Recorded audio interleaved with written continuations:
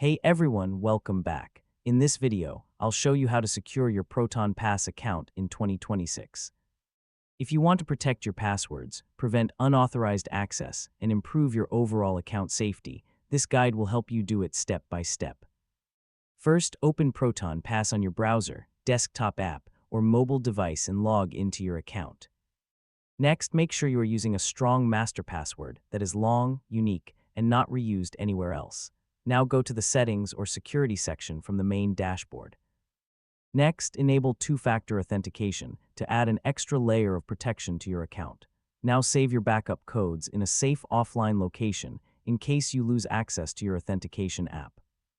Next, review active sessions and log out from any unknown or unused devices.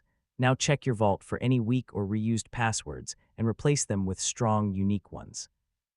Next, enable autofill protection settings to prevent accidental data leaks on unsafe websites. Now keep Proton Pass updated so you always have the latest security patches and improvements. Finally, avoid logging into your account on public or untrusted devices to reduce security risks.